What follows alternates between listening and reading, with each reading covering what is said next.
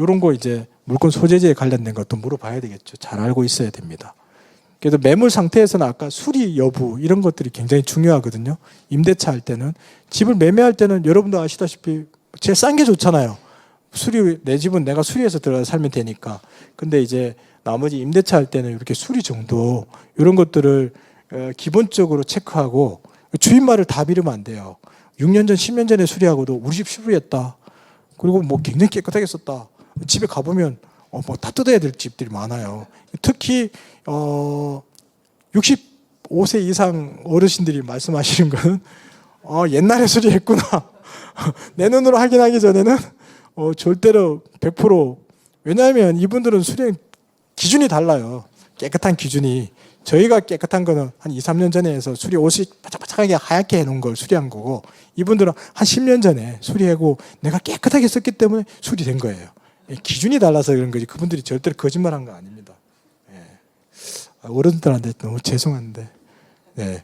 그리고 방문 시간 이런 것도 이제 정말 집을 매매하든지 임대차 할 때 집을 잘 보여주는 분들이 제일 고마워요. 근데 이제 이거는 정말 공인중개사의 역할이 굉장히 중요합니다. 임차인들이 못된 사람만은 집 절대 안 보여줘요. 그런 분들한테는 포기를 해야 됩니다. 집 안 보여주고 팔기. 바깥에서 뭐 뷰 보여주고 햇빛 들어오는 거 보여주고 그냥 그거는 이제 그 매물이 물건지 매도자 우위 시장에서는 가능하겠죠. 근데 이제 매수자 우위 시장에서는 다 보여줍니다. 뭐 키 번호까지 알려주면서 집이 안 나가잖아요. 번호까지 알려줄 테니까 와서 보라 그럽니다. 그러니까 그렇게 하시면 됩니다. 네, 네 이거 연락처 잊지 까먹지 않기. 그 이제 임대차 3법 아까 어제 이건 시험에 나오지 않았어요? 임대차 3법 같은 건 안 나왔나요? 뭐 계약갱신 요건이나 전월세 상한제 뭐 이런 건 시험에 나오지 않았나요? 전월세 신고제 안 나오죠. 다 안다고. 그죠? 요거는 이제 계약갱신 요건 제도가 저희가 알고 있어야 되는 한 가지만 설명해 드릴게요. 요거 계약 기간 중에 해지 통보 시 이제 묵시적 갱신 규정을 준용해요. 그러니까 지금 이게 얼마나 보통 우리가 2년 살고 재계약 안 하고 묵시적 갱신이 되면 임차인은 계약 해지 통보하고 3개월 이후에 나갈 수 있도록 법정화되어 있잖아요. 법제화되어 있는데 사실은 법적 의무는 통보받고 3개월 뒤에 보증금을 반환해 줘야 될 의무가 발생해요. 근데 그 규정을 이게 준용하거든요. 이렇게 준용하니까 계약갱신 요건 행사했는 분이 지금 신문에서 보셨을 거예요. 계약갱신 요구했으니까 2년 재계약했잖아요. 그러면 임대인들은 2년 동안은 이사 안 나가겠지. 그 중간에 나가면 복비는 이 사람이 내겠지 생각하는데 이 사람들은 이렇게 3개월 경과하면 보증금 반환 의무가 발생합니다. 법적으로. 복비도 그쪽에서 내세요. 나 집 나가야 되니까 빨리 집 나가게 해주세요. 막 그런 요구들이 빗발칩니다. 지금. 요런 게 임차인을 보호하는 규정이지만 이건 좀 임대인한테는 좀 가혹하다는 생각은 들어요. 그렇습니다. 네. 전월세 신고제 아직은 가태료 처분은 지금 1년이 더 유예돼서 처분은 안 받고 있는데 지금 다 신고를 이제 저희가 권장하고 있습니다. 30일 계약일로부터 30일 이내에 신고해야 되거든요. 근데 저희가 나중에 임대사업자 그건 보시면 계약일로부터 3개월 이내예요. 그래서 좀 하여튼 30일 이내에 전월세 신고해야 돼요. 이런 전월세 신고나 부동산 거래 신고가 신고 의무자한테는 굉장히 큰 의미가 있어요. 신고한다면 어떻게 근거가 다 남잖아요. 저희가 만약에 전월세 신고도 원래 공인중개사도 신고 의무자에 넣었거든요. 그럼 우리가 그것까지 대행하게 되면 어떤 문제가 생길까요? 나중에 전세 계약했는데 우리가 전세 계약하고도 예를 들면 노출 거래 완료 안 했으면 그거 데이터베이스가 남을 거 아니에요. 로그 그 부동산 광고에 남았던 거. 그러면 한국감정원에서 한국부동산원에서 그 리스트를 DBI 해갖고 아마 허위 매물로 다 우리한테 또 가태료 처분을 내릴 수 있을 거예요. 지금 이따가 뒤에 말씀드리려고 하는데 지금 이제 이런 광고 노출 때문에 한국부동산원에서 뭐 그 DBI 해가지고 뭐 지금 무작위로 지금 다 보내고 있습니다. 그래서 그 이따가 뒤에 설명해 드릴게요. 그래서 이제 매물을 확보하려면 매물 홍보해야 되잖아요. 또 네이버 부동산 통해서 주로 하고요. 네이버 부동산에 이런 식으로 이제 저희가 넣거든요. 네이버는 뜨는데 이런 거는 보통 벤더사가 있어요. 저는 부동산 뱅크, 부동산 서브, 뭐 매경, 한경 이런 데 벤더사가 있거든요. 벤더사 통해서 저희가 이렇게 등록을 하고 있습니다. 요거는 뭐 한 번만 등록해 보시면 다 알 수 있는 내용이고요. 요 내용이 네이버 부동산에 올라가는 거예요. 그러니까 네이버 부동산에서 이걸 하게 되면 독점화되니까 기존에 이제 이런 벤더사를 통해서 광고를 하게 되어 있습니다. 그래서 뭐 시세 관리하는 부동산으로 등록되면 시세를 매주마다 넣어야 되고요.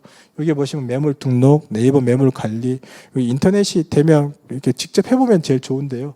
이렇게 지금 당일 매물 서비스 등록하고 있습니다.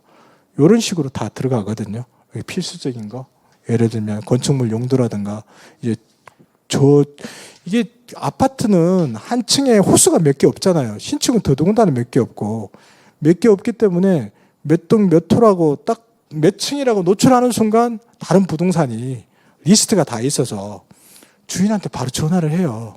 그래서 그런 걸 방지하기 위해서 고중저로 노출을 해요. 예. 그리고 오늘도 좀 전에 우리 일기 아카데미 우리 공인중개사 전화 왔었는데, 아니 자기가 이렇게 매매로만 내놨었는데 자기가 작업을 해서 월세가 가능하도록 했대요. 그래서 월세를 이렇게 고중조로 해가지고 월세를 탁 올렸더니 이제 다른 부동산에서 전화가 온 거죠. 아, 그 월세 물건이 있냐, 볼 수 있냐.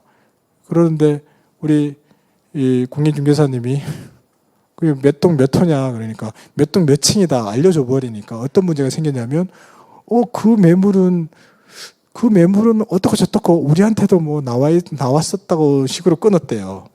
그분한테는 매매만 나갔겠죠. 근데 월세가 이제 진행 가능한다는 정보가 노출이 된 거야. 자, 이럴 때 전화가 오면 예를 들면 그런 거죠.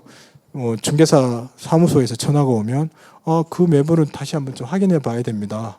아니면 이렇게 이제 좀 어떻게 뭐 대처가 해야 물건이 금방 빠져나가지 않을 텐데 그 사이에 제가 빨리 계약을 해야 되니까. 근데 이렇게 얘기하는 순간 물론 이제 월세로 나가는 것도 한 2, 3일 뒤면 분명히 다 나갈 거예요. 그죠? 그럴 때 그쪽 상대방 공인중개사무소를 처벌할 수도 없고 상도위의 문제인데 집을 보여준 것도 아니고 이럴 때는 참 난감하다. 그런 문제들이 많이 생겨요. 눈치 딱 보면 보이거든요. 그럼 전화하고 그럽니다. 어떤 분들은 집에 찾아가서 문도 두드립니다. 한 4개밖에 안 되면 이 집 명단에는 이건 주인이 사는 데가 아니네. 그럼 여기 빠지면 2개 있잖아요. 그럼 가서 문 두드려 갖고 그럼 세입자한테 확인하고 이렇게 적극적으로 하시는 분들이 있죠. 적극적으로 하시는 분들은 주변 공인중개사 사무소에서는 별로 안 좋아하겠죠. 근데 그분들은 돈을 많이 봅니다. 네, 이렇게 이런 식으로 매물 홍보하거든요. 그래서 보통은 매물 특징이나 상세 설명 이런 것들을 초보 공인중개사는 못 적어요. 이게 뭐 집이 어떤지 특장점이 뭔지 모르잖아요. 그러면 컨닝을 좀 하셔요. 컨닝. 네이버 부동산에 들어가면 아주 잘하시는 부동산 사장님들이 올려놓은 글을 보고 좀 컨닝도 하시고 하다 보면 집 보고 나면 그거보다 더 잘하게 됩니다. 네. 이렇게 해서 매물 등록하시면 여기 매물 종류도 많아요.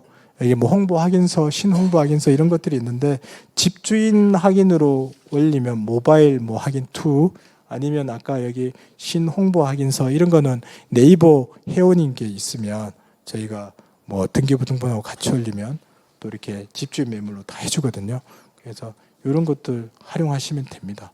이렇게 소유자의 이름도 들어가고 통신사 들어가고 또 이게 사진 분류 등기부등본을 업로드 하거든요. 이런 식으로 홍보합니다. 요거는 나중에 현장에서 가시면 금방금방 다 하실 수 있습니다. 그러니까 한 건 올리는데 1,700원 더하기 등기부등본 발급 비용 700원 더하기 한 번 발급하면 2달까지 유효한가 그러거든요. 그러면 그렇게 계속 하면 됩니다. 이렇게 이제 여기는 이제 보면 직방도 직방은 지금 아파트는 계속 이 저희한테 안 하고 있어요. 아파트 이제 홍보 기간은 다 끝났고 지금 자기들 전속 협업하는 공인중개사들 호객 논어를 통해서 지금 계속 노출시키고 있거든요. 오늘 들어가 보니까 뭐 50% 복비 준다고 되어 있더라고요. 그럼 이렇게 김영석 공인중개사 이분들이 만약에 영등포다. 그럼 영등포는 김영석 공인중개사가 계속 떠요. 이분들한테 계속 전화가 가겠죠. 물건 보고. 요거는 이제 온하우스는 이렇게 문자가 오거든요. 이게 등록해 놓으면 온하우스 매물도 오고 저희 매물도 등록할 수 있어요. 집주인들은 온하우스 활용하시면 되고요. 네. 공실 클럽도 다 카톡으로 다 등록도 하고 저희가 물건도 볼 수 있고 그렇습니다. 네. 한방 부동산에도 저희가 등록하면 물건이 나오는데 사실은 한방 부동산은 거의 한 보조 수단으로 많이 활용하죠.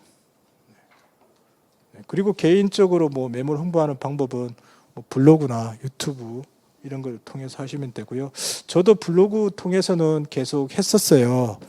근데 뭐 개인적인 뭐 사정도 있고 해서 원래 한 9월 정도부터는 저도 못 하고 있었는데 계속 또 해야죠.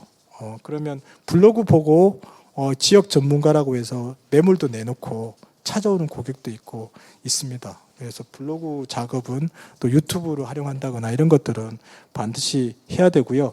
저는 이걸 통해서 고객을 확보하고 매물을 홍보하는 것도 목표지만 1차적인 목표는 제가 제 방을 만들고 싶었어요. 내가 하고 싶은 얘기, 또 내가 정리하면 내가 전문가가 되잖아요. 그래서 이 내용을 하나 뭐 실시간으로 시세를 하나 올리려고 그래도 다 작업을 해야 되고 확인도 해야 되고 이런 내용을 하면서 이제 현장의 소리도 또 듣게 되고 여기에 필요한 내용들도 저 뭐 호객 논어에 가셔서 공부해서 또 올리기도 하고 사람들이 실거주자 이야기 같은 거 이런 것들 다 참고해서 하시면 좋습니다. 그래서 부동산 대책도 올려주고요. 뭐 예를 들면 이런 것들 다 들어가거든요. 자기가 만들 수 있는 방들 만들어서 내 방을 꾸며보자. 저는 이제 지역주택조합은 아무도 안 하는 거예요. 그래서 저는 왜 사람들이 안 할까? 지역주택조합을 하면 좋은 게 뭐가 있을까? 너무너무 알고 싶어가지고 제가 지역주택조합에 대해서 내용을 많이 올려놨었어요. 또 지역주택조합도 한번 투자도 해봤는데 이게 부동산 경기가 좋을 땐 지역주택조합 괜찮습니다. 지금은 지역주택조합이 진도가 안 나가겠죠. PF 대출도 어렵고 지역주택조합은 보통 아무것도 없는 상태에서 먼저 조합원을 마련해가지고 땅을 사야 되는 거니까 시간이 좀 더 걸리기 때문에 뭐 원수한테만 소개시켜 주라 이렇게 하는데 그 원수 같지 않은 사람들이 얼마나 많은 사람이 지역주택조합 하는지 몰라요. 그리고 소규모 단지들은 대부분 지역주택조합에서 한 게 많습니다. 그래서 아픔과 애환이 있지만 또 지역주택조합이 굉장히 공급원도 되고 우리의 투자 수단도 되어 있습니다. 특히나 뭐 증여세나 이런 세금을 조금 절감할 수 있는 또 투자 수단이기도 하고요. 그래서 남들이 안 하는데 남들이 하는 게 있으면 늘 한번 고민을 해보는 것도 괜찮습니다. 네, 이렇게 매물 뭐 이렇게 부동산 시장 분위기에 대해서도 한번 쓰고요. 이런 거 내용들을 계속 좀 적는 거죠. 지금 뭐 현재 어떻게 돌아가고 있다 이런 느낌이다. 현장에서만 알 수 있잖아요. 지금도 여기 뭐 반포나 압구정동에 계신 분들 이런 짧은 소식을 계속 올려주거든요. 그런 걸 통해서 저도 흘러가는 거 이런 것들도 보고 느끼듯이 우리 현장에 있는 것들 이렇게 알려주면 됩니다. 네. 여기도 보시면 예를 들면 뭐 중형 평수로 갈아타고 싶다 40평대로 그러면 40평대를 먼저 팔고 그 다음에 30평대를 사야 되잖아요. 가격이 오를 때도. 그러니까 이제 이런 내용들에서 왜 그런지에 대해서 뭐 설명도 해드리고 하면 많은 분들이 들어오시더라고요. 그래서 의외로 우리 아파트 주변에 젊은 분들을 많이 봐요. 그래서 네. 그러면 이렇게 통계표도 있어요. 그러면 연령대는 누가 왔고 또 어떤 거에 관심이 있어서 들어왔는지 이걸 이제 맞춰서 계속 본인이 그런 스토리를 만들어가면 네이버 방문 숫자가 많아집니다. 한 60명에서 100명만 들어와도 굉장히 좋거든요. 안 들어올 때 뭐 한 20명, 30명 들어옵니다. 이런 흐름들을 알고 있고 그러면 정보가 생명이잖아요. 유튜브 뭐 이런 분들 유튜브도 저도 보고 했는데 이제 가격 상승을 주장했던 분들은 유튜버들도 다 문을 닫았어요. 다 블로그도 문을 닫았고 지금은 이제 하락 추세론자만 살아 있는데 이분도 얼마 전에 문을 닫았더라고요. 그래서 가능하면 블로그 하시면서 유튜브하고 연결해서 영상 같은 거 하시면 좋을 것 같아요. 저도 게을러서 못했는데 제가 이렇게 강의한 거 한 3분에서 5분 이렇게 해서 요약해서 하나씩 올리면 유용할 것 같아요. 네. 그리고 뭐 부가적으로 아까 이런 광고들을 하고 있는데 사실은 효과는 거의 없어요. 네. 지금은 이런 대형 뭐 브로셔 광고도 있고 엘리베이터 광고 있는데 잘 효과는 없는 것 같고 정말 고민들을 하셔갖고 새로운 형태의 오프라인 광고도 좀 개척해야 되고요. 뭐 이거 방법은 생각을 많이 해야 돼요. 지금은 이제 뭐 4차 산업혁명 시대에 우리 부동산에서 살아남기 위해서는 굉장히 어려운 고민들을 많이 해야 될 것 같습니다. 네. 부동산 시장은 뭐 너무나 무너지기 쉬운 지금 직방에서 10년을 두드렸는데 균열이 간 것 같아요. 이제 앞으로 10년 남았는 것 같은데 사실 저는 한 5년 정도 있으면 다 무너질 거라고 생각했는데 부동산 경기도 안 좋아지고 우리 협회 통해서 막 좀 막기도 하고 이제 뭐 법정 단체와 운동도 하고 하면 한 5년 정도는 좀 더 지킬 수 있는데 시장이 좀 많은 변화가 있을 것 같다는 느낌만 있습니다. 저희들 편하게 돈 버는 시대는 끝난 것 같아요. 저희 때부터는 벌써 한 5년 전부터는 편하게는 돈 못 벌고요. 근데 이제 기존의 어른들은 저희보다는 좀 편했죠. 네, 그렇습니다. 그래서 이렇게 고객 확보도 제일 중요하잖아요. 매물 홍보하고 매물 홍보하는 이유가 고객을 확보하기 위함이잖아요. 이 고객 확보하는 게 정말 너무 중요합니다. 그래서 한 번 고객은 제가 부동산 끝날 때까지 계속 갈 수 있도록 진성 어린 진심을 다하면 그런 고객분들이 계속 소개시켜 주더라고요. 저희 아파트에도 요즘 뭐 제 주변에 부동산 관련된 게 있으면 저한테 소개시켜주겠다. 실제로 제가 역량을 발휘해서 계약은 해야 되지만 그런 분들이 한 분 한 분 늘어나는 소리 들으면 일할 보람이 느끼죠. 네. 요거는 온라인 광고, 오프라인 광고와 관련된 거는 조금 쉬었다가 한 5분만 쉬었다가 할게요. 이 부분 되게 중요하거든요.